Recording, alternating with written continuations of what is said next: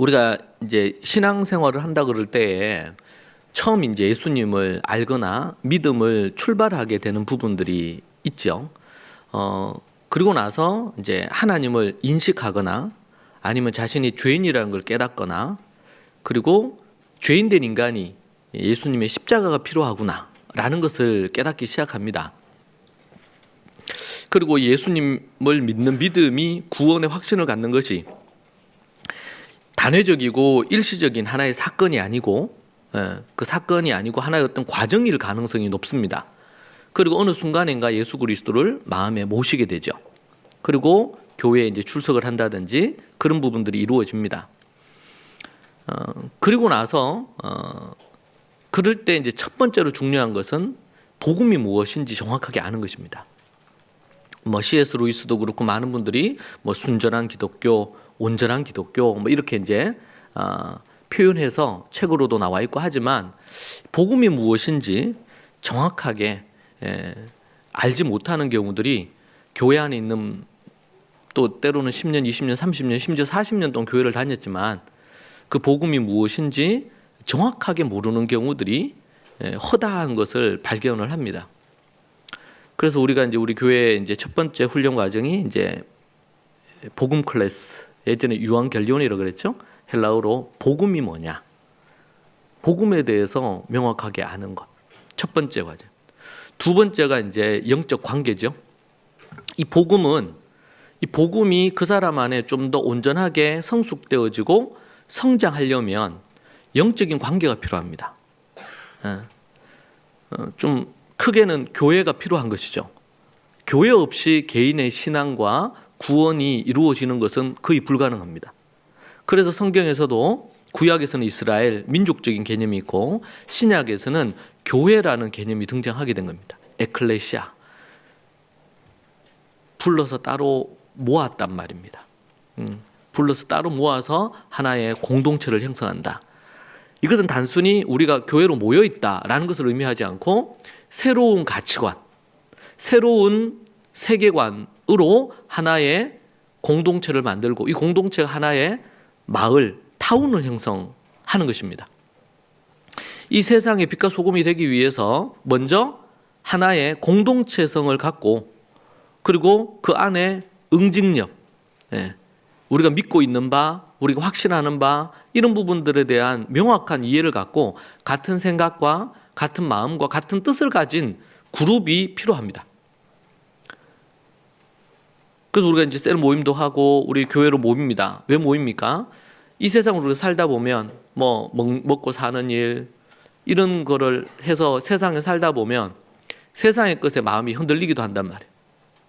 세상이 부러워지기도 하고 세상의 가치에 우리의 마음이 빼앗기기도 하고 이런 상황이 생길 수 있겠죠. 그런 부분들이 생깁니다. 그렇게 되면 믿음이 약해집니다. 믿음이. 그런데 그럴 때에 때로는 지팡이와 막대기로 격려해주고 때로는 책망해주고 이끌어줄 수 있는 부분이 영적인 관계, 코이노니아입니다. 단순히 같이 밥을 먹고 같이 등산하고 같이 노는 그런 관계가 아니라 믿음의 영적인 교제가 이루어지는 관계. 내가 깨달은 하나님의 말씀을 나누고 서로 또 의존하는 관계. 나의 힘든 것이 있으면 그것을 기도를 나누고 함께 기도하고 이러한 어떤 영적인 관계를 형성하는 것. 그것은 서로 수평적인 관계도 있고요. 또 영적인 관계, 리더나 아니면은 또 목사나 아니면 더 위로는 하나님과의 관계. 이러한 관계를 통해서 영적인 관계. 첫 번째는 복음이 필요하고, 그리고 그 복음을 토대로 한 영적인 관계가 필요하고. 여러분, 죄인된 인간의 가장 큰 특징은 뭐냐면 스스로 뭔가를 하려고 하는 것입니다. 자기 원하는 대로 하는 것입니다. 그런데 거듭난 사람의 가장 큰 특징은 뭐냐면 자기를 의지하지 않고 하나님을 의지하고 그리고 영적인 관계를 의지하고 공동체를 의지하는 겁니다. 이게 너무 중요한 부분이에요. 영적인 관계. 또 예전에 우리가 복음을 알고 유한겔리온 복음을 알고 또 영적 관계를 맺었다가도 또 어떤 상황이 되거나 또 시험이 들거나 사단의 유혹이 있으면 어떻게 돼요?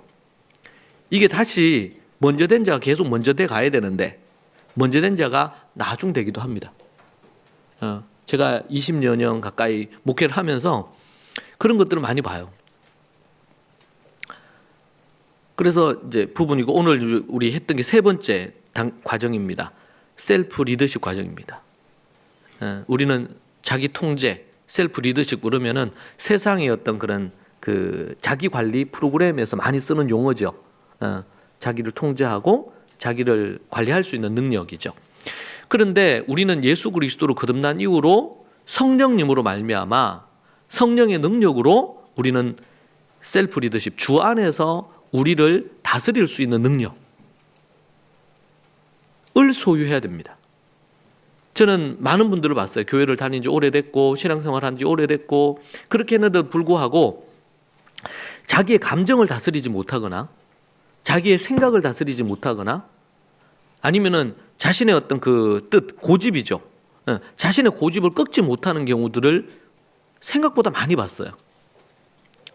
교회를 오래 다녔고 직분도 심지어 장로님, 뭐 권사님 이런 분들인데도 불구하고 하나님의 말씀이고 또 교회 공동체 안에서 A하고 B가 있으면 A로 어떤 부분에 대한 방향이 하나님의 뜻 안에서 결정이 됐는데도 그 앞에 수긍을 못하는 거예요.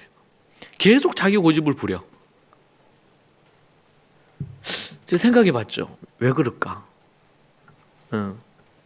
이 뭐가 문제냐면 이제 셀프 리더십의 부분이 있습니다. 자기를 다스릴 수 있는 예수님 믿고 거듭났다고 하는데 자기의 생각이나 감정이나 의지를 다스리지를 못해. 혼이죠. 지정의를 다스리지를 못해. 우리가 이제 다스릴 때도 있는데 그렇지 못할 때도 있을 수도 있겠죠. 그런데 길게 보면 10년이라는 세월이 지났다. 그러면은 뭐 왔다 갔다 할 수 있잖아요. 그런데 10년이란 지나는 시간들 동안 거듭난 사람이면 계속 어떤 변화의 성장이 있겠죠. 있어야 되겠죠. 성화되어 가야 되니까.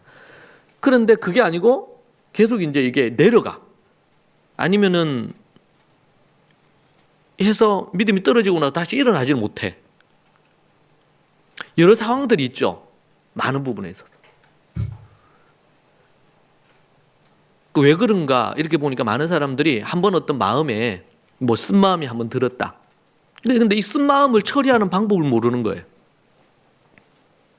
마음이 어떤 부분 그렇지 않은 세상을 살다 보면 마음이 상할 일이 있잖아요. 여러분이 누군가의 마음을 상하게 하는 경우도 있고 여러분이 누군가에 의해서 마음이 상할 경우도 있겠죠. 또 어떤 경우에는 부지불식간에 애매하게 의도치 않았는데 어떤 상황이 벌어지기도 해요. 그럴 때 이제 그 세상에서는 지금 이제 그걸 마음이란 마음을 어떻게 할 거냐. 요즘은 차도 있죠. 차가 정말 너무 많이 발달하고 있죠. 앞으로 이제 내연기관차, 이제 경유나 휘발유를 넣는 차는 없어진대요. 전 세계적으로 환경 이런 것 때문에 그런 거를 뭐 나라 간에 협약을 맺고 그런 걸 언제부터 없애기로 하는. 그래서 이제 이 자동차 회사들도 그런 차들을 이제 언제부터는 안 만드는 걸로. 그런데 이제 기존의 내연기관 차들이 많이 있으니까 이제 그 차들이 없어지거나 어떤 상황들이 되기 전까지는 뭐 이런 중첩되는 기간은 있을 수는 있겠죠. 근데 요즘은 보면 어때요? 뭐 크루즈 기능이 있어가지고 그냥 어느 정도 속도로 맞춰놓으면은 그냥 계속 그 속도로 가죠. 자동으로. 또 좀 더 발달해가지고 어떻게 해요? 앞에 물체가 있는지를 감지해가지고 센서를 감지해가지고 스스로 속도 조절도 해. 놀랍죠? 별로 안 되게 놀라운 일이에요. 이게 조절도 해요. 어떤 기능은 보니까 스마트폰으로 따따닥 이렇게 하니까 차 문이 열리기도 해요. 그죠? 시동도 걸려. 예. 계속 발달해요. 근데 이런 자율주행 기능도 단계가 5단계인가 4단계인가 그렇게 있대요. 아니 4단계 정도인가 그렇게 넘어가면 자동으로 그게 되는 거예요. 맞춰놓으면. 그래서 뭐가 없어요? 핸들이 없어요. 우리 동시대 사는 분들 아닌가요?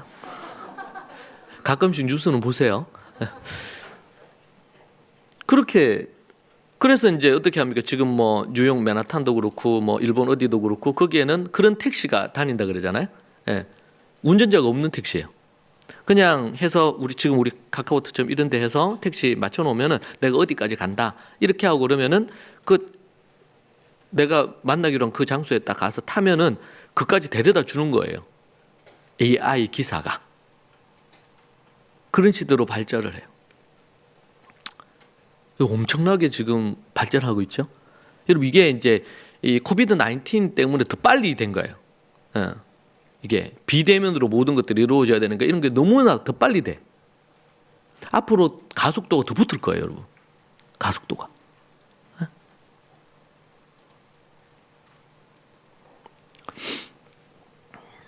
제가 이미 십몇 년 전부터요. 이제 최근에도 보니까 교육과 관련해서도 AI 기능이 엄청 많이 그거 하는 거예요. 그러니까 이제 교사의 역할이나 이런 것들도 대대적으로 변화가 요구가 돼요. 교사가 어떤 내용을 잘 가르치는 것은 더 이상 많이 필요치 않아졌어요. 왜? AI 선생님이 더 잘하니까. 그죠? 지금 서울 차백원이죠. 거기에는 AI 의사가 계시죠. AI 의사가 계시는데 지금 우리나라에 들어온 지 꽤 됐어요.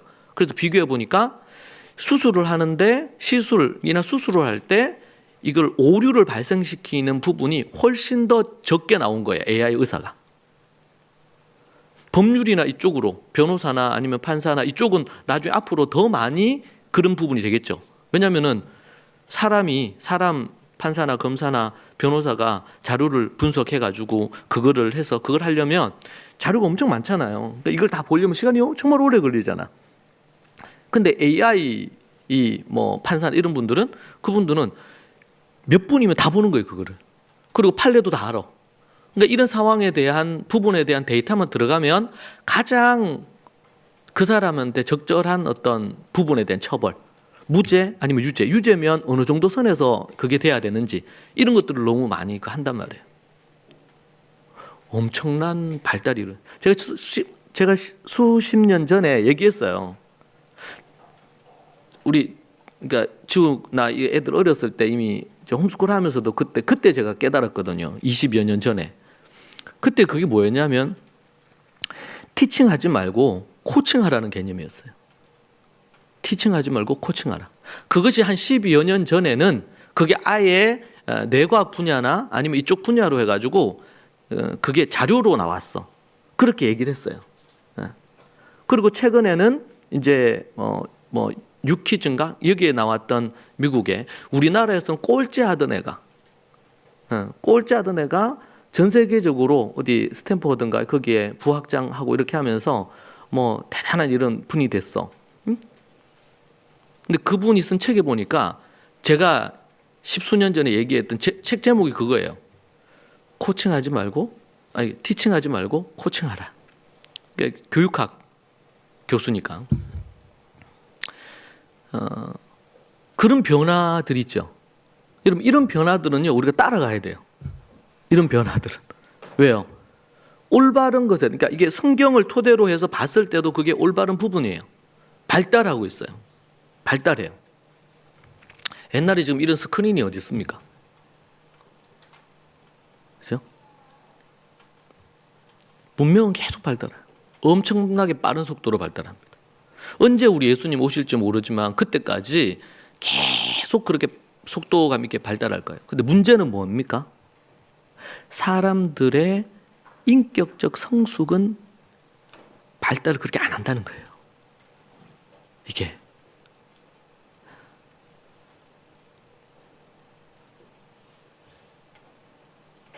오늘 간증에도 그런 얘기 하셨죠. 그 유대인들이 빅터 프랭크입니까?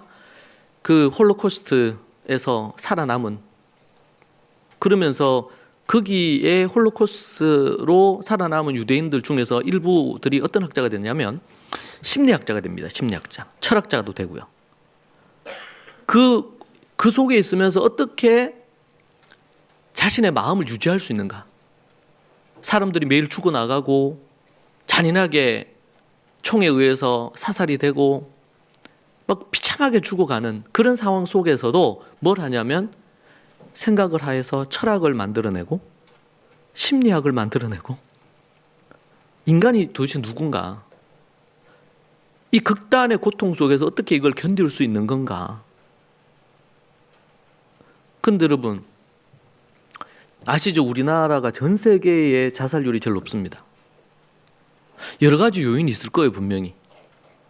그리고 제가 볼 때는 우리나라가 앞으로 정신질환이라든지 여러 갖가지 많은 부분에 있어서도 이제 이 순위권 안으로 그렇게 될 걸로 보여요. 여러분 앞으로 정신과가 계속 상담 심리라든지 아니면 이런 쪽이 계속 발달할 겁니다. 문명이 발달함에 따라서 사람의 어떤 그런 내면적인 이런 부분들이 같이 발달이 돼야 되는데 이런 부분은 갈수록 더 거한 거예요. 여러분 요즘 아이들에게 교육부에서 그것도 줬다 그러잖아요. 애들 뭐 패드나 탭 다 무상으로 하나씩 주는 뭐 이런 게 있었다 그러죠. 어느 시도에서는. 그리고 이제는 칠판이나 이런 것도 분필하고 이런 거 이제 없이 터치 스크린으로 해가지고 이런 걸로 바꾼대잖아요. 얼마나 놀라운 일이에요, 이런 것들이. 상상이나 했겠어요? 그런데 왕따는 더 심해지고 학교 폭력은 정말 더 심해지고 아이들이 누군가를 용납하고 사랑하고 이해하는 게 너무 미숙한 거예요. 이렇게 발달을 하는데 대학 1학년들의 수학 실력, 그러니까 매스매틱 쪽의 수학이 아니고 학문을 할 수 있는, 배울 수 있는 능력, 뭔가 학습을 할 수 있는 역량은 갈수록 떨어지는 거예요. 우리 때보다 지금 현대가 아이들이 훨씬 더 떨어지는 거예요, 기능이. 실력이 떨어지는 게 실제로. 말하거나 글 쓰거나 책 읽거나 독서력이, 문해력이 쫙 떨어지는 겁니다. 여러분 이게 뭘 보여줍니까? 이게 여러분 이렇게 변화하는 시대 속에 우리가 신앙생활을 하는데 신앙생활을 하는 것은 우리의 본질의 변화를 만드는 거거든요. 본질의 변화. 이 본질의 변화를 만들려면 앞에서 얘기한 복음이 뭔지 이걸 가슴으로 느끼고 깨닫고 삶으로 드러나야 돼요. 영적 관계가 뭔지. 학생들을 만나도 그렇고 성인들을 제가 만나도 그렇고 관계 맺는 걸 정말 어려워합니다. 여러분 관계를 잘 맺으려면 건강한 내면이 필요해요. 건강한 내면이 없으면 자존감이 낮으면 이런 게 낮으면 자꾸 어떻게 합니까? 누군가의 행동을 오해합니다. 그리고 상대의 입장을 배려하기보다는 자기 주장이나 자기 뭐 원하는 대로 자꾸 하려고 그래. 그러면서 뭐예요? 관계에 문제가 계속 발생을 하죠. 근데 성경은 우리에게 이번에도 고린도전서 우리 13장 하면서 사랑은 오래 참고 사랑은 온유 친절하다 그랬죠? 뭐 시기하지 않고 이게 다 뭡니까? 인격적인 거잖아. 인격적인 거잖아.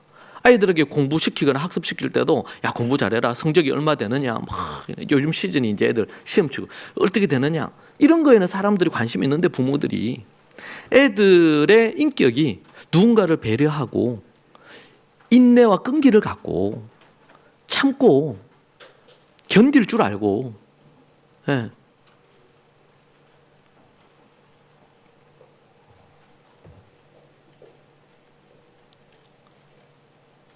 요즘은 어떤 어려움이 와. 그러면 어떻게 해요? 그냥 딱 죽어버리면 되지. 이렇게 생각하는 거예요, 사람들이. 힘들고 어려워. 그냥 그 다음날 눈 안 떠버리면 이제 없잖아요. 그리고 자기는 죽으면 끝이라고 생각하는 거예요. 잘못된 거짓된 사상이죠. 죽으면 끝이 아닌데.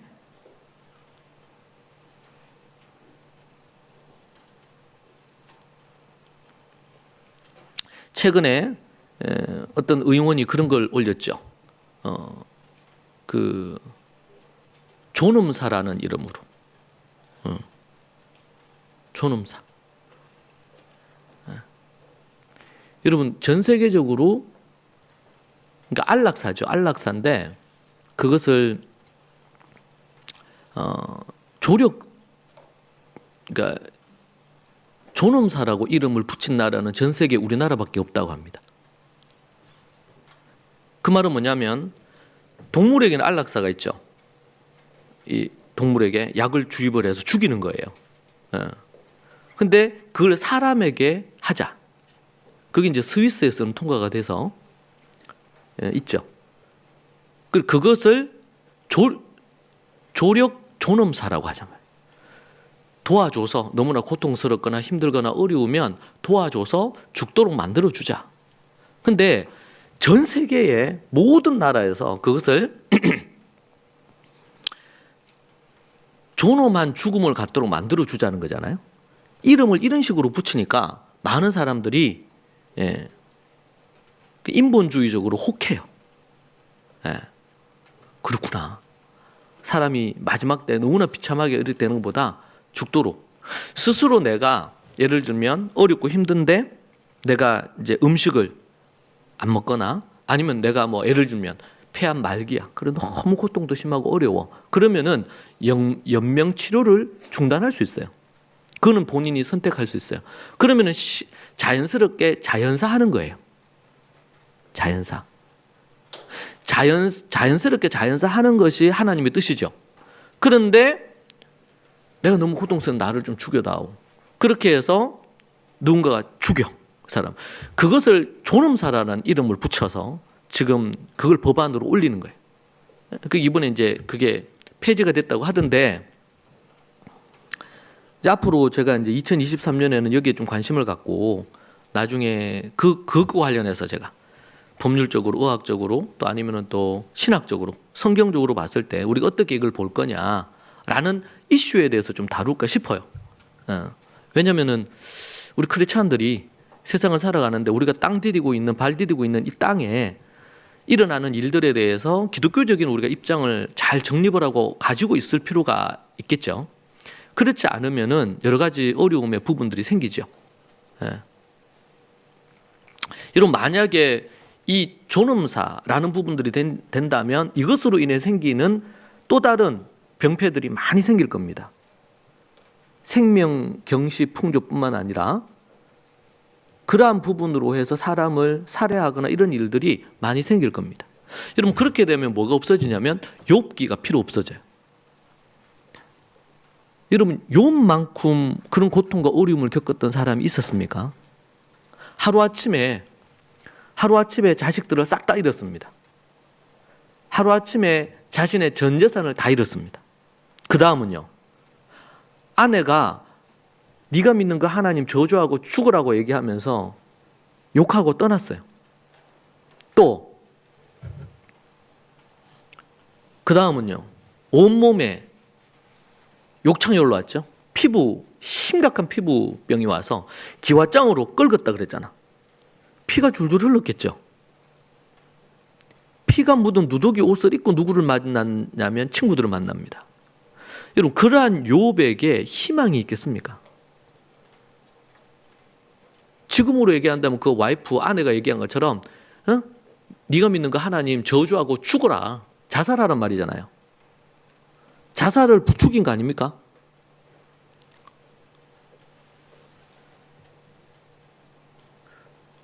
인류 역사 속에 욥만큼 고통스러운 사람이 있었을까요?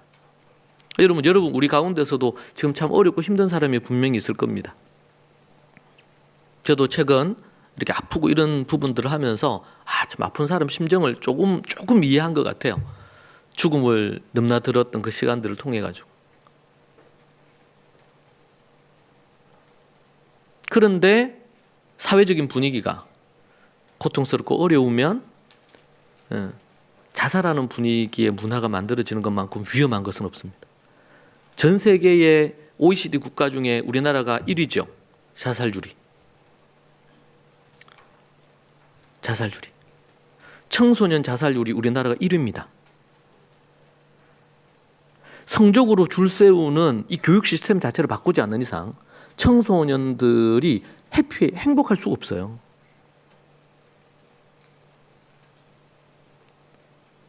거기에다 왕따까지 건강한 인격과 이런 부분들에 대한 교육이 안 이루어지니까 사악해져요. 거칠어져요. 아이들이. 그러니까 중학생이 고등학생이 조폭보다 더 심각한 이런 상황들이 되잖아요. 그렇게 문명이 발달하는데 뭐는 발달이 안 돼요.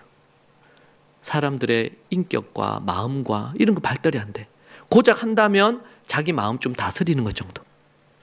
그래서 세상에도 얘기하잖아요. 뭐 마음 비움, 뭐 마음 훈련, 뭐 그런 거 많이 하잖아요.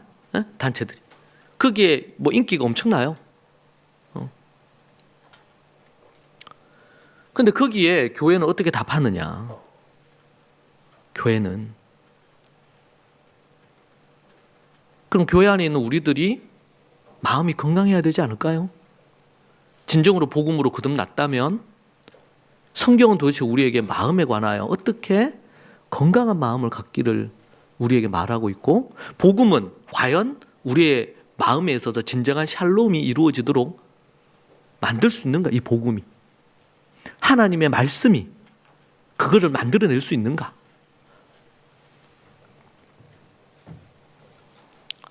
셀프 리더십. 여러분, 이게 우리가 뭐 복음, 그리고 영적 관계, 셀프 리더십, 이제 그 다음에 이제 우리 그 뭡니까? 성령 어떤 충만함 관련된 부분을 이제 개설을 하려고 하고 있는 부분이고, 마지막이 뭐냐면 이제 바라 학교라 그래서 거기에는 1세기 당시에 성도들이 가지고 있던 그런 삶의 어떤 모습들, 그 외에 기본적인 신앙의 습관들을 이렇게 합니다.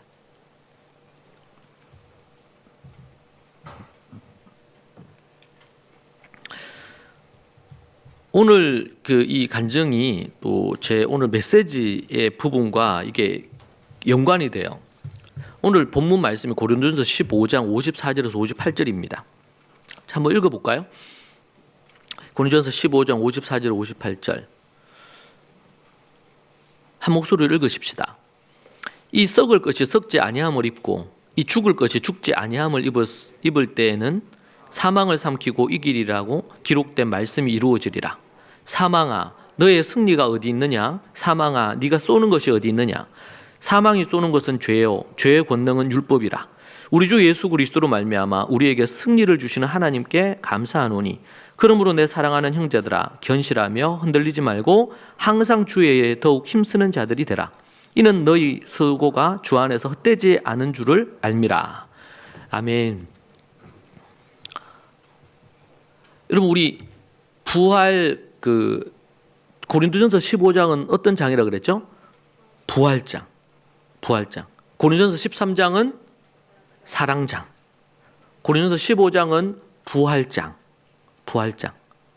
앞에 좀 가서 고린도전서 12장 그리고 14장, 중간에 13장이 사랑장인데 12장부터 14장까지는 원래 통으로 뭐다? 무슨 장? 은사장. 은사장 중간에 센터에다가 사랑을 넣어놨어요. 그러니까 은사는 사랑으로 이루어져야 되는 거예요. 사랑으로 하지 않은 은사는 그것은 은사가 아니에요. 15장은 뭐야? 부활장. 고린도 교회가 지금 뭐에 문제가 있습니까? 과연 부활이 있나? 이 부활이 어떻게 가능하냐? 그리고 그 이유 중에 하나로 우리 몸이, 사람이 죽으면 흙으로 돌아가는데 어떻게 사람의 몸이 부활한단 말이냐? 영혼은 어떻게 있다고 치더라도 육이 흙으로 돌아가 버렸는데 어떻게 부활을 하냐? 그러니까 부활의 몸은 어떤 몸이지? 이게 말이 되느냐? 이런 형태의 질문이에요. 이게 그 시대의 풍조죠. 그리스 헬라 철학의 기반으로 해서 리틀 아테네라고 불리는 이 고린도에서 교회 안에 있는 성도들이에요. 예수 안 믿는 사람이 얘기하는 게 아니라 교회 안에 있는 성도들이 뭘 의심하냐면 부활을 의심해. 부활. 우리는 이런 건 있죠. 어떻게 교회 다니는데 부활을 의심하지? 이렇게 생각할 수 있잖아요. 근데 여러분, 우리가 1년 내도록 지내는 동안 부활절 아니면은 부활에 대해서 잘 생각 안 하죠. 솔직히 깨놓고 얘기해가지고. 저도 그랬어요. 물론 우리가 복음을 들을 때 십자가와 부활을 우리가 믿죠. 예수님이 다시 살아나신 거 우리가 믿고 예수님을 받아들였어요. 그런데 곰곰이 우리 자신을 들여다보면 진짜 내가 부활을 믿는가? 예수님의 부활을 믿는데 나도 나중에 부활할 것을 믿느냐라고 할 때 별로 생각을 안 했어. 단순히 교리적으로 부활을 믿느냐, 믿어야지 네가 거듭난 거고 천국 가니까 믿느냐, 여기에 믿는다 이래 답은 했지만 부활이 구체적으로 뭔지, 어떻게 부활이 이루어지는지, 부활하면 어떤 결과가 생기는지, 나도 부활하는지, 이런 부분들에 대한 것을 생각을 부분들에 대해서 잘 안 해왔단 말이에요. 그러니까 부활에 대해서 잘 모르는 거예요. 그렇지 않나요? 여러분 부활과 관련해서 깊이 어떤 부활과 관련된 책을 읽으시면서 부활에 대해서 한번 공부해 보셨나요? 제가 우리 유한겔리온에서 부활에 대해서 짧게 얘기하긴 합니다. 그리고 부활절이 되면은 토다의 삶에서도 부활에 대한 것을 며칠 동안 다루기도 하죠. 그런데 우리가 부활을 공부하려면 이 고린도서 15장을 공부를 해야 돼요. 공부를 해야 돼. 앞에서 우리 15장 1절부터 해가지고 지금 우리가 읽은 말씀 그 앞에 53절까지 해서 왜 부활이 진짜 있을 수밖에 없고 그것은 사실이고 진실이다, 팩트다 라고 얘기하는 부분들이 부활이다라는 것을 말하는 부분에 대해서 논리적으로 15장이 길어요. 지금 58절까지 있잖아. 길게 앞부분에 대해서 논리적으로 설명합니다. 왜 부활이 진짜인지 얘기를 해요. 부활. 자, 그리고 나서 이제 부활장의 끝부분이에요. 우리가 읽은 대목이.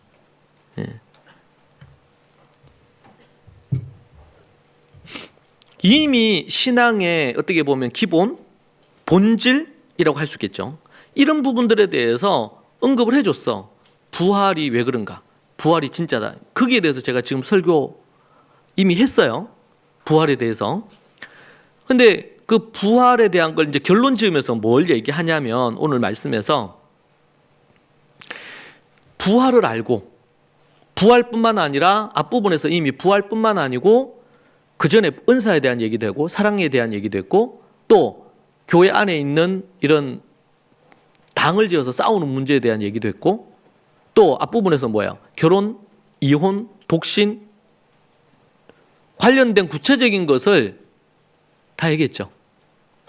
그 모든 것들을 종합적으로 지금 16장은 이제 인사말이에요. 마지막 결론이고 15장 부분에서는 15장을 가지고 오지만 그 전 것도 가져가요. 가져와서 뭘 얘기하는 겁니까 지금? 내가 너에게 가르친 이것을 갖고 어떻게 하라고요? 58절에 보니까 견실하며, 이건 다르게 표현하면 우리가 경고하다. 경고하여 흔들리지 말고 항상 주의 일에 힘쓰라. 그렇게 얘기를 하는 겁니다. 주의 일에 힘쓰라. 첫 번째 뭐 해야 된다고? 경고해야 된다. 경고해야 된다. 두 번째는요. 경고하더라도 흔들릴 수 있다 없다. 있는데 흔들리지 말아야 된다. 세 번째는요. 항상 주의 일에 힘쓰라. 이 세 가지. 이것이 지금 15장의 결론입니다. 자, 여러분, 이 세 가지가 이루어지려면 뭐가 이루어져야 되는 겁니까, 지금? 부활에 1차적으로는 부활에 대해서 앞에 문맥의 흐름상 부활에 대한 얘기를 했잖아요. 그리고 그 앞에는 은사에 대한 얘기도 했죠. 그 외에 많은 얘기를 지금 1장부터 해서 고린도전서 1장부터 시작해가지고 15장까지 얘기했잖아요. 53절까지. 1차적으로는 부활이에요. 부활을 제대로 알아서 뭐 하지 마라. 경고해서 흔들리지 마라. 부활을 딱 믿으란 말이에요. 부활을. 그래서 우리 메시지 성경이라는 데서는 이거를 경고하다는 이 단어를 뭘로 번역을 했냐면 기억하라 이렇게 번역을 해놨어요. 생각하라, 기억하라. 그 문자적인 원어의 의미나 이런 걸로 봤을 때는 뭐 적절한 번역이라고 보기는 어렵습니다. 왜냐하면 원어에는 그냥 경고하다는 단어를 쓰거든요. 단단하게 세워지다 이런 의미를 갖고 있어요. 그런데 그게 이루어지려면 뭐가 돼야 됩니까? 올바른 지식, 알미 있어야 되죠. 알미. 오늘 우리 현진점에 간증을 했어요. 셀프 리더십이 필요하다. 그래가 내가 이렇게 해야 되겠구나. 마음의 결심도 하고 이렇게 했어요. 그 제가 보니까 참 이렇게 딱 그 주제를 잡아서 딱 정리도 잘 하셨어. 이런 거는 약간 크게 프린트해가지고 벽에 붙여놓고 수시로 보시면 좋아. 예. 여러분, 우리가 내가 깨닫고 안 것이요, 내 삶이 되기까지는 우리는 깨닫고 알면, 공부하는 학생도 그래요. 내가 요 이해가 됐어. 요거 뭐 2차 함수 뭐 요 이해가 됐어. 이해가 됐어요. 그러면 안다고 생각해. 근데 그걸 이해하고 알았다고 예를 들면 각종 문제, 그 관련된 각종 문제가 다 나오면 다 풀 수 있느냐? 아니겠죠? 그걸 알았으면 그것에 대한 의미를 갖고 기본 문제를 풀어보고, 그리고 거기에 관련된 또 중급 좀 고난이도 문제까지 다양한 문제가 있을 수 있잖아요. 나올 수 있는 거. 이 다양한 것을 갖고 풀어보고, 또 틀렸으면 내가 왜 틀렸지? 계산에 실수가 있는 건지, 아니면 공식 적용이 잘못된 건지, 뭐 이런 부분으로 해서 그걸 생각을 하고. 예. 우리 중고생들 표정이 별로 안 좋은데, 예. 수학 얘기를 해서 그런가? 그렇게 해서 뭐가 필요해요? 학습, 습이 돼야 돼. 습이. 아는 것이 내 것으로 오기까지. 근데 보통은 애들이 알잖아요. 이해가 됐잖아요. 이게 수학은 이제 그런 게 필요하고, 다른 과목들은 아는 것을 뭐 해야 돼요? 내가 외워야 되죠. 사회나 이런 과목 같은 경우 용어가 평소에 안 쓰는 용어들이에요. 그 용어 자체를 이해하고 무조건 그 단어를 외워야 돼요. 그러지 않으면 나중에 이해는 하고 알긴 알겠는데 문제가 나오면 이제 맞추기가 되게 어려워요. 그것에 대해서 설명하라 그러면 말을 못해. 알기는 알아, 모르지는 않아요. 이해됩니까? 여러분, 우리 신앙도 똑같아요. 알았어요. 알았어. 근데 이번에 제가 부활에 대해서 하면서 저에게 가장 크게 깨달아진 게 뭐냐면, 나도 부활하는구나. 그전에도 알긴 알았지, 머리로는. 네. 그래서 얘기하잖아요. 이게 로고스로 알든가 하고, 레마로, 내 가슴으로 와서, 내가 진짜 내가 부활한다는 걸 확신하는 거예요. 그러니까 내 안에 어떤 것이 생기냐면, 기쁜 거야. 왜? 부활할 거니까. 여러분이 아는 것처럼 제가 좀 아프잖아요. 아프니까 신경이 써요. 제가 처음 그 수술하고 나서는 이게 답답함이 있었으니까 조금만 그러면 약간 트라우마처럼 그런 게 남더라고요. 그게. 그리고 사람이 그런 어떤 마음의 부분이 생겨요. 그런 것들이.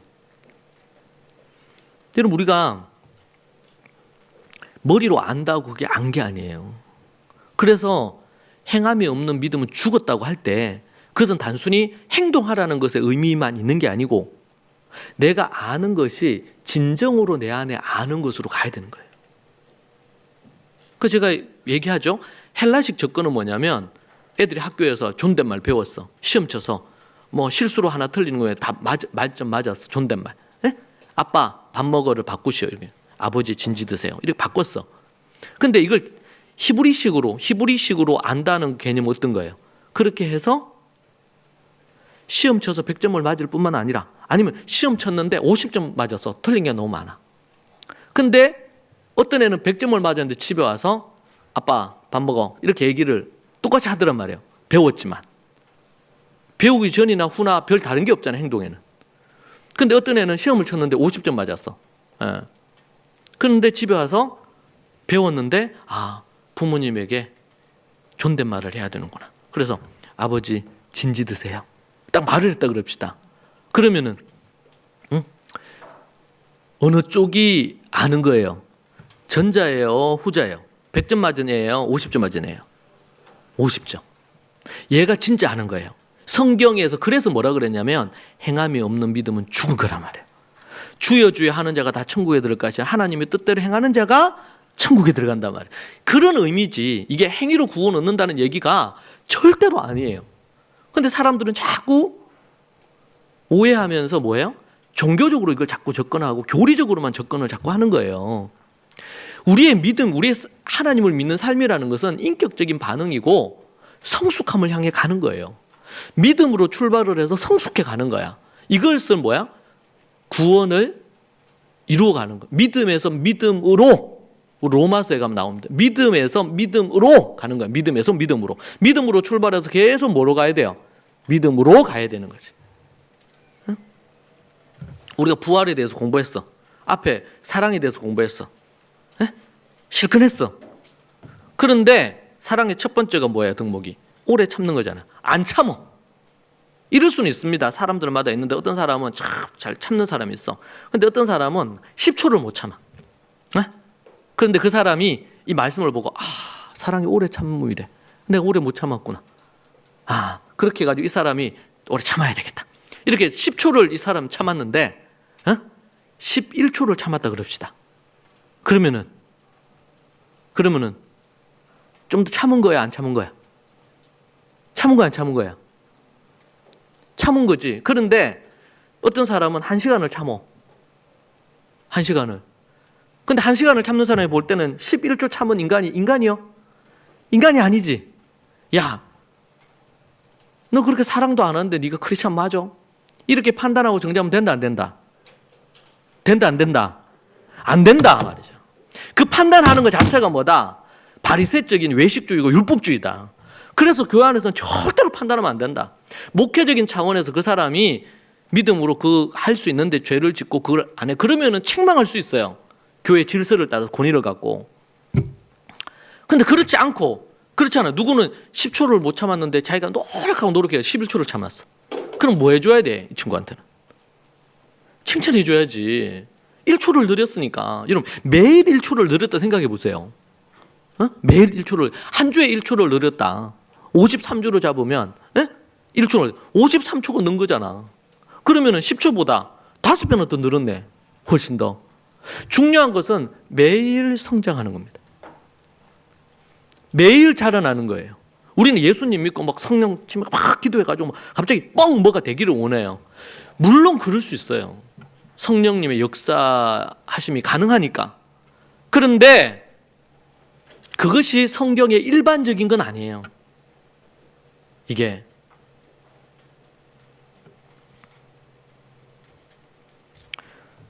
우리가 뭐 해야 돼요? 먼저 알아야 돼요. 부활이 그렇구나. 그래서 제 마음에는 이 부활에 대한 소망이 너무 크게 끌어오르는 거예요. 그리고 또 연쇄적으로 어떤 반응이 있었냐면 죽음이 두렵질 않아. 왜? 부활하니까. 그리고 깨닫는 건 뭐예요? 부활하고 나면 뭐 해야 돼요? 우리의 몸이 지금 여러분이 이 몸이 아니야. 이 몸이 아니에요. 여러분 좀 여러분의 좀 이렇게 좀 모습에 좀 불만 있습니까?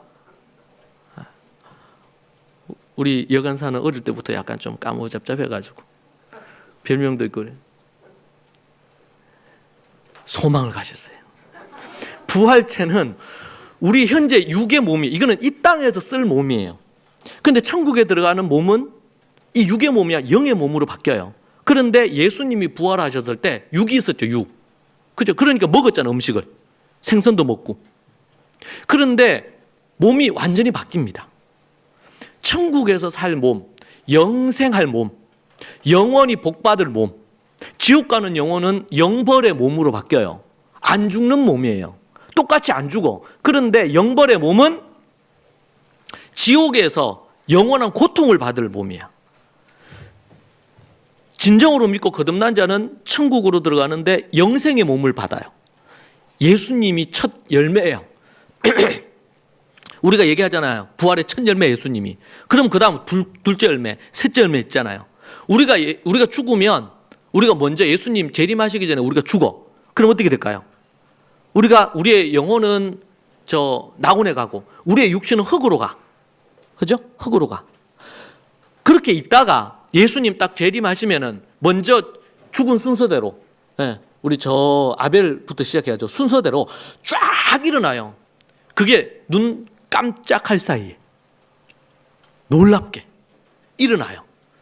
다 일어나고 그러고 나서 먼저 예수님 재림하실 때 죽은 자들이 먼저 순서대로 다 일어나고, 그러면 뭐야? 낙원에 있던 영혼하고 이 땅에 있던 몸이 만나서 새로운 부활체가 되는데, 이 부활체는 그 전의 몸이 아니란 말이에요. 그것을 사도 바울이 고린도전서 뭐래? 육신의 몸이 아니라는 거지. 영의 몸으로 바뀐단 말이에요. 근데 이게 신비야. 여기에 대해서 더 설명을 안 해놨어요. 요까지만 얘기는 하죠. 요까지만. 왜? 부활체가 서프라이즈 선물이에요. 그러니까 이게 알려고도 하지 마. 너무 지나치게 알려고 하다가 이단되는 사람 많아요. 뭐 어쩌고 저쩌고 막 짜집기 해가지고 막. 새로운 부활체. 근데 그 모델이 있어요. 예수님이 그 모델이에요. 근데 예수님인지 알아봐 못 알아봤어요. 그 당시에. 알아봤어요 못 알아봤어요. 처음에는 못 알아봤는데 같이 있다 보니까 알아봤지. 그러니까 지옥에 있는 부자가 아브라함의 품에 있는 나사로의 거지 나사로, 천국 간 거지 나사로의 모습을 보고 나사로인 줄 알아서 몰랐어요. 알았잖아요. 그러니까 변하긴 변해서 새로운 몸이 되는데 알아봐. 에? 알아봐. 에. 나중에 천국 갔는데 서로 알아봐야 되잖아요. 몰라보면 곤란하잖아. 막 그때도 막 민증 까야 되고 이러면 곤란하죠. 딱 보는 순간 알아야 되는데 천국 갔는데 우리 이제 여러분 유나 요 앞에 유나 천국 갔는데 유나가 천국 갔구나. 그러니까 알아보는 거지. 그런데 알아보긴 하는데 완전히 다른 몸이야. 어떤 사람은 가장 멋진 몸, 응? 여성들은 뭐 김태희, 장동건, 요즘 누군지 모르겠어요. 뭐. 아니에요. 그럼 헷갈리잖아. 다 김태희로 바뀌었으면. 우리의 원래 모습이 있는데 비교되지 않는 부활체로 바뀌는 거지. 할렐루야. 그리고 그 영원히 살 수 있는 몸이에요. 더 이상 쇠하지도 않고 병들지도 않고 아프지도 않고 고통이 없는 그 몸을 얻게 돼요. 그곳에서. 천국에는 없는 게 있네. 병원이 없네. 병원이. 천국에는. 할렐루야. 여러분 우리가 그런 부활체가 된다니까요. 그런 부활체가. 우리 주아도 나중에 더 안 아파. 천국 가면. 안 아파요. 제가 몇 주 동안 이것만 생각하면 막 흥분이 되는 거야. 갑자기 빨리 죽고 싶은 거예요. 천국 가고 싶은 거예요. 바울이 그래서 그런 얘기 했는지 몰라요. 그런데 그걸 생각하면 뭐예요? 오늘의 삶이 새로워요. 좀 힘들고 어려워도 새로워요. 왜? 그 나라가 있고 그렇게 부활할 것이 있으니까. 우리가 새롭게 될 것이 있으니까. 이 땅은 잠시 잠깐 오는 나그네 여행 온 부분과 같대잖아요. 우리의 본향은 저 천국인데 저기 가죠. 그래서 우리가 이런 부활을 기억하면서 흔들리지 않아야 돼요. 흔들리지 않아야 돼요. 이번에도 우리가 토부 컨퍼런스 하면서 제가 얘기했어요. 이 시대의 교육을 우리가 역행해야 된다. 아이들을 죽이는 교육, 경쟁시키는 교육, 자기가 다 1등 되게 하는 교육. 제가 우리 오늘 묵상이 그래도 그런 거 했어요. 여러분 베스트 원이 아니고 온리 원이 돼야 돼요. 베스트 원. 모두가 막 줄 세워가지고 1등부터 꼴등까지 쫙 만들어요. 이게 베스트 원을 만들죠. 이 시대는 베스트 원을 요구하면서 계속 책찍질을 해요. 1등 되란 말이에요. 1등. 0점 몇 프로 안에 들어서 어느 대학 들어가란 말이에요. 어느 기업 들어가란 말이에요. 이런 식으로 자꾸 그래요. 그렇게 하면서 뭐가 깨져요? 그 아이가 갖고 있는 존재에 그 아이가 갖고 있는 그 아이만의 존재됨을 무너뜨려요. 그 아이의 소중함을 몰라요. 그러면서 그 아이를 평가해요. 성적으로 평가해요. 또 외모로 평가해요. 키가 얼마냐? 얼굴이 어떠냐? 몸매가 어떠냐? 어떻게 잘생겼냐? 못생겼냐? 눈이 어떠냐? 입은 어떠냐? 나를 닮아서 뭐 눈이 예뻤을 건데 네 애비 닮아가지고 어떻다? 뭐 키는 뭐 어쩌고 저쩌고 뭐 그런 얘기를 얼마나 많이 해요. 외모. 그러니까 우리나라가 성령 수리가 엄청 발달하는 거예요. 그게 가장 강한 나라예요. 어떻게 보면 전 세계에서. 우리나라가 좋은 곳이 정말 많죠. 저는 우리나라를 자랑스럽게 생각하는데 그런 부분도 있단 말이에요. 그러면은 키가 좀 작으면 얼굴이 좀 이 원하는 기대에 어떤 것들이 안 되고 그러면은 나는 못생겼다, 나는 가치가 없다, 쓸모없다, 공부를 또 못하고 그러면 나는 어쩌다 저쩌다. 그게 베스트 원을 추구하는 사람이 그게 아니고 온리 원이에요. 자기만의 자기의 세상을 만드는 거예요. 다른 사람하고는 다른 나가 있는 거야. 나가. 다른 나를 추구해야 되는 거예요. 그래서 이어린 교수가 여기와 관련해서 그런 얘기 하셨어요. 어디를 향해서 다 똑같이 쫓아가면 1등, 2등, 3등, 4등 해서 꼴등 1위 나올 수밖에 없대요. 그게 아니고 모든 사람들이 이렇게 원을 그리고 있으면서 각자가 전 사방으로 자기의 달란트, 자기의 은사, 자기가 어떤 그거 하는 그거 따라서 한 놈은 동쪽으로, 한 놈은 서쪽으로, 북쪽으로 이렇게 다 흩어져. 그러면 그쪽으로 다 가면 뭐가 된다? 다 가면은 각자 갖고 있는 거 따라서 다 가면 각자 1등이 다 되는 거예요. 그게 윈윈이지. 그러려면 뭐가 필요하다? 온리원이 필요하다. 유일한 내가 돼야 돼요. 유일한 내가. 왜? 하나님은 이 땅에 인간이 태어날 때 각자에게 필요한 걸 다 주셨어요. 그렇게 해서 어떻게 돼요? 온리원이 되면 베스트 원이 되는 거예요. 우리 신앙생활도 똑같아. 우리의 삶을 살아가는 부분에 있어서도요. 그런데 우리는 자꾸 맞춰가는 거예요. 제가 며칠 전에 뉴스를 봤어요. 애들이 학교에 쭉 나오는데요. 중고등학교인데 쭉 나오는데 마스크까지 썼지. 근데 쭉 나오는데 다 똑같아. 왜? 검은 롱 패딩 쫙 입고 그거 안 입으면 또 왕따 당한다네. 그래서 비싸지만 그걸 사야 된대. 메이커도 그 메이커로. 아니 얼마나 획일화돼 있어요. 하나님이 인간을 보내셨을 때 다 다르게 얼굴도 똑같은 거 없잖아. 쌍둥이도 다르대다는데 여전히 저는 평이가 구분을 잘 못하지만 다르대요. 다르대. 지들끼리 알겠지. 달라요. 하나님 다 다르게 만들었어. 그런데 우리는 다 이렇게 딱딱해 가지고 막 이렇게 물론 여호와를 경외하는 것, 사랑, 희락, 화평 이렇게 해서 그런 성품을 갖는 것 이런 본질적인 부분들에 대한 것들은 하나님 앞에 계속 성숙하고 같아야 되겠지. 그러나 그 외의 부분들은 다 다르잖아요. 각자 태어나면서 다 달라요. 근데 어릴 때부터 부모가 막 이렇게 해라 저렇게 해라 이렇게 해가지고 막 했어. 그렇게 해가지고 막 하다 보니까 나이 30대고 40대 됐어요. 근데 뭘 모르냐면 내가 뭘 하고 싶은지를 잘 몰라. 나이 40이 이제 넘어가는데 내가 뭘 하고 싶은지를 몰라. 어떤 문학가는 나이 50이 돼서 글쓰기를 시작했다 그러죠. 그 전까지 자기가 뭘 잘하는지 뭘 하고 싶은지를 몰랐대요.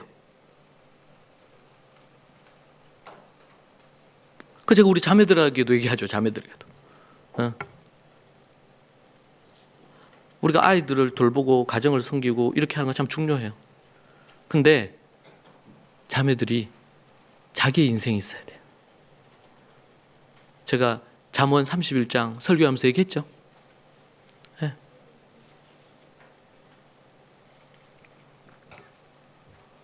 부활을 기억하면서 흔들리면 안 돼. 흔들리지 말아야 돼요. 흔들리지 않으려면 기억해야 돼요. 기억. 제가 이제 오늘 이제 요한계시록 한 4장 정도를 더 읽으면 이제 올해 들어서 16독이 끝나요. 저도 좀 놀라워요. 읽다 보니까 자꾸 속도가 너무 자꾸 빨라지고 15일째 이렇게 해가지고 1독 했거든요. 최근에는. 근데 오늘 그게 끝내면 13일로 끝나요. 어느 순간에는 구약이 한 10일 정도? 그러니까 뭐 무조건 이제 틀어놔요. 무조건 들어요. 좀 여유가 있을 때는 앉아서 읽고 차로 움직일 때 이제 기차 타고 제가 경기 아니면 대구 내려올 때 무조건 말씀을 듣죠. 그리고 보고 이제 눈도 약간씩 그거 되고 그러니까 이게 눈으로 보는 거에 한계가 좀 있더라고요. 근데 그렇게 하면서 짧은 시간에 성경을 쫙 압축해서 자꾸 보다 보니까 이게 전체가 한눈에 촥촥 자꾸 들어오는 거예요. 그러면서 제 마음에 이 말씀에 대한 확신이라 그럴까요? 그 말씀이 내 안에 자카르 되는 거죠. 각인이 되면서 내 안에 있는 거, 오늘 찬양에도 보니까 그게 있대요. 예수가 내 안에.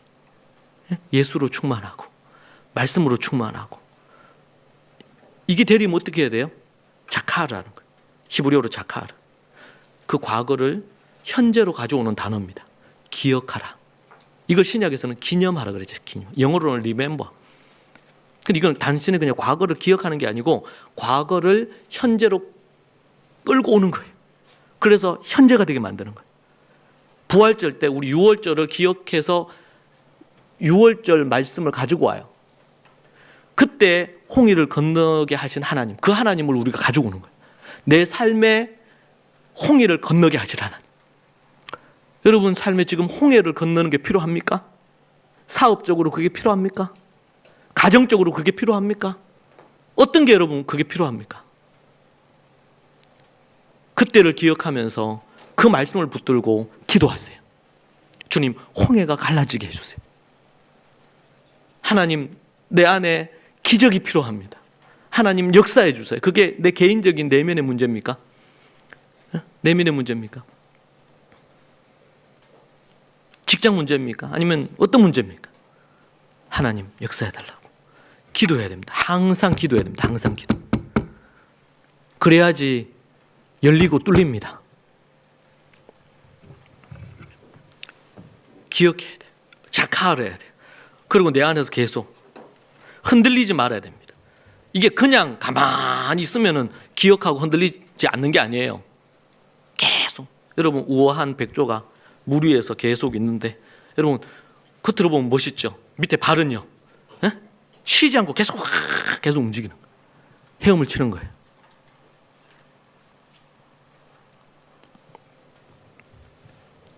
생각해야 됩니다. 기억해야 됩니다.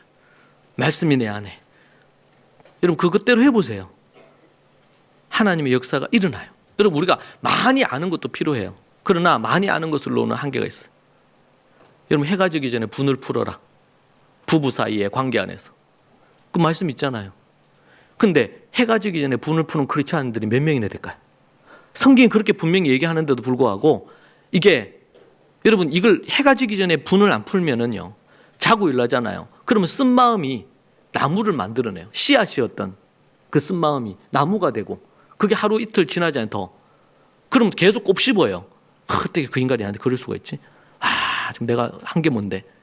쓴 마음 계속 일어납니다. 원망 불평이 일어납니다. 그렇게 되면 그 다음 뭐가 돼요? 그 다음은 그냥 나무 정도가 아니고 거기에 갖가지 열매가 맺히기 시작하는데 거기에 악한 열매가 맺히기 시작하는. 그러면서 여러분 그 사람의 믿음이 떨어지는 거예요. 약해지는 거예요. 그래 되면 설교를 들어도 설교에 감동이 없어. 그렇게 은혜가 돼서 읽었던 성경 본문이 감동이 없어져요. 왜? 마음이 강팍해졌거든. 마음이 딱딱해진 거예요. 그럼 뭐가 돼요? 견고함이 무너지기 시작하면서 요동, 흔들리기 시작하는 거지. 흔들리기 시작하는 거예요. 흔들리지. 그리고 또 그렇게 요동해서 흔들리기 시작하면요. 흔들리기 시작하면 주의 일에 힘을 못 써요. 주의 일에. 지금 고린도 교회가 부활의 문제에 걸려가지고 그리고 갖가지 많은 문제에 걸려가지고 요동하고 흔들리기 시작했죠. 견고함이 흐트러지기 시작했어요. 그렇게 되니까 오늘 말씀해 보니까 뭐라 그랬어요? 58절 그러므로 내 사랑하는 형제들아 견실하며 흔들리지 말고 항상 주의 일에 더욱 힘쓰는 자들이 되라. 항상 주의 일에 더욱 힘쓰는 자들이 되라. 이는 너희 수고가 주 안에서 헛되지 않은 줄을 알미라. 알미라.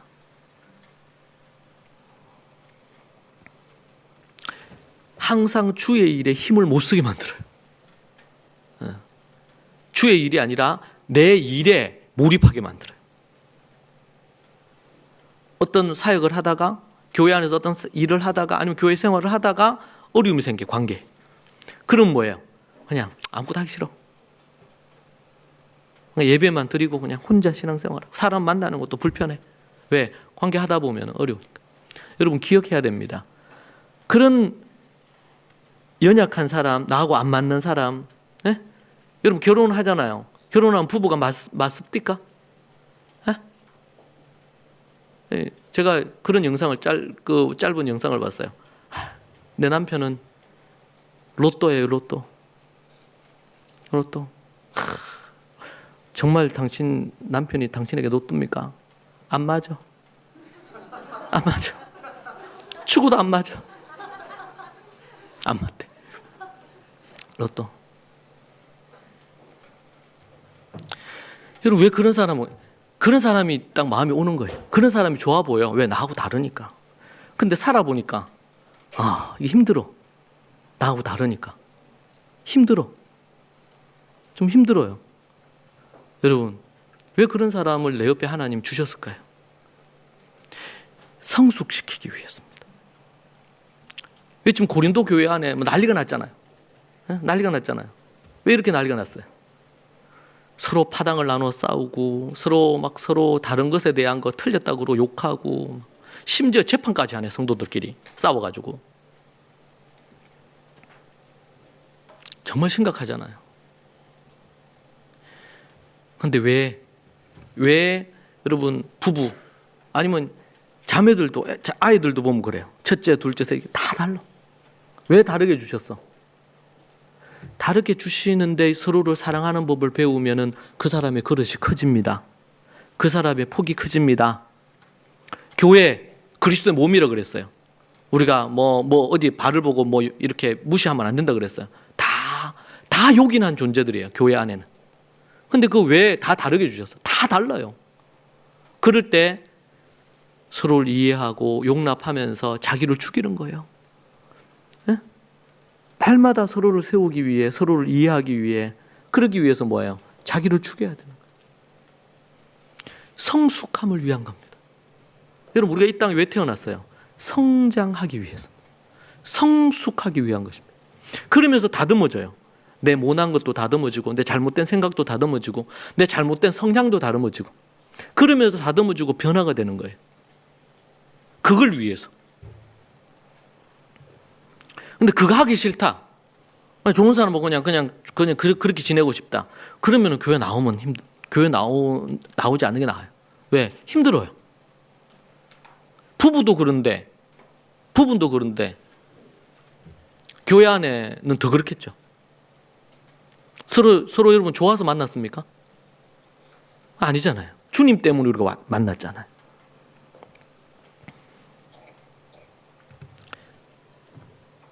흔들리지 않고 항상 주의 일에 더욱 힘써야 됩니다. 여러분, 열심이라는 단어가 있죠. 열심, 열정. 본질을 잃어버리고 우리가 흔들리게 되면 뭐가 사라지냐면요, 열정이 사라지거든요. 열심이.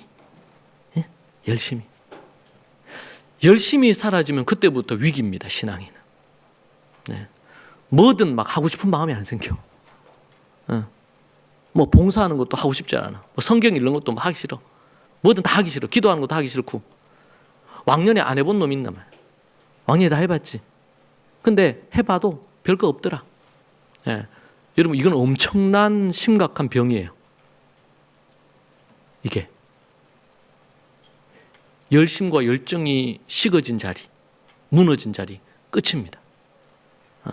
무기력함이 옵니다. 그리고 우울함이 와요. 영적인 우울함, 영적인 무기력, 이런 부분들이 와요. 여러분, 어디서 내가 미끄러졌는지를 확인하고 다시 주님 앞으로 나아가서 믿음 안에서, 교회 안에서, 주의 일에, 이게 우리의 삶의 부분일 수도 있고, 또 뭐예요? 최고의 러닝은, 최고 우리 배우는 방법은요, 티칭하는 거예요. 가르치는 거예요. 가르치고 누구를 섬기는 거예요. 누구를 위해 봉사하는 거예요. 그렇게 할 때 내가 자라요. 내가 자라요. 지금 그런 부분에서 저를 목사로 세워주는 거 참 감사합니다. 여러분이 한 번씩 교회 오기 싫을 때 있죠? 없나? 다 막 성령 충만하고 그래요? 오기 싫을 때. 제가 십몇 년, 제가 20년 가까이 목회를 하면서 교회 오기 싫을 때가 몇 번 있었어요. 목사를 그만두고 싶을 때가 몇 번 있더라고. 때로는 상처도 받고 마음에 이런저런 게 생기니까. 근데 목사가 교회 안 올 수가 없잖아요. 뭐 다른 핑계를 댈 수도 없잖아. 뭐 그렇다고 거짓말을 하겠나?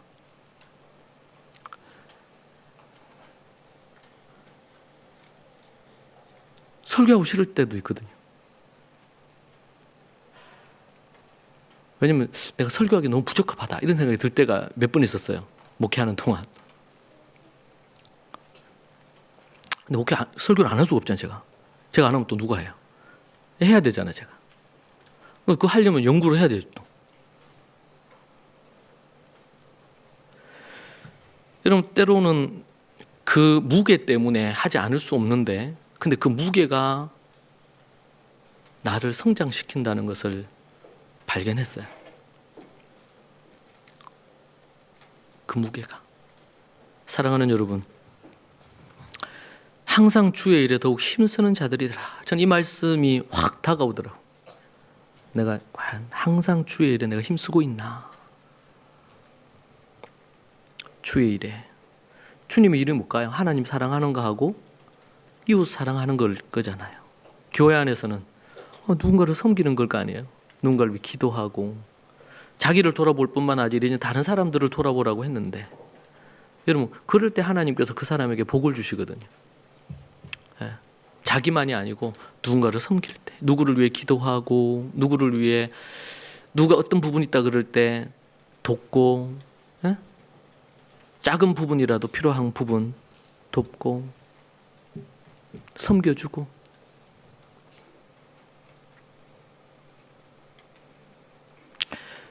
우리가 본 것처럼, 은사장에서 본 것처럼 하나님께서 각양 다 다르게 우리에게 달란트 은사를 주셨습니다. 이 은사를 갖고 그리고 몸된 교회를 오늘 말씀처럼 항상 주의 힘을 다해서 섬기시기를 바랍니다. 그럴 때 여러분, 셀에는 다른 영혼들이 영적으로 성장하고, 제가 이제 로마서, 이제 2023년에는 로마서 한다고 제가 원고를 어제 다 해서 넘겼거든요. 근데 거기 보니까 사도 바울이 로마 교회를 한 번도 못 봤어요. 근데 1장에 보면 나오는 첫 번째 그의 메시지가 뭐냐면, 로마 성도들을 생각할 때 너무 감사하다. 그 이유가 뭐냐면 너희들의 믿음이 로마 제국 전역에 퍼졌다는 거예요. 그들의 믿음이. 바울이 한 번도 가지 않았고 바울이 세운 교회가 아니야. 사도나 누군가 세운 교회가 아니야. 오순절날 예루살렘에서 복음을 듣고 거듭난 이들이 가서 자발적으로 세운 교회예요. 근데 그 교회의 소문이 다 모든 게 로마로 길이 났으니까 소문도 로마에서부터 전 세계적으로 다 퍼져가는데, 바울이 그 얘기를 들은 거예요. 그 로마 교회에 핍박이 있고 고난이 있는데도 불구하고 믿음을 지킨다는 얘기를 들었어요. 그 사도 바울이 정말 가고 싶어 했어요, 로마를. 근데 4년 동안 못 가요. 로마서 쓰고 나서 4년 후에 가더라고요. 근데 너무 그들을 보고 싶은 거예요. 그러면서 항상 내가 그들을 위해 기도하는데 내가 너희들을 생각하면 감사한다. 그걸 제가 읽으면서 바울의 감사는 뭐 자기가 뭐 잘 먹고 잘 살고 이런 걸 떠나가지고 자기가 얼굴 한번 보지 않았지만 그 성도들의 영적으로 성장하고 변화되는 것에, 그것 때문에 너무 기쁨을 감추지를 못하는 거예요. 너무 기쁜 거예요.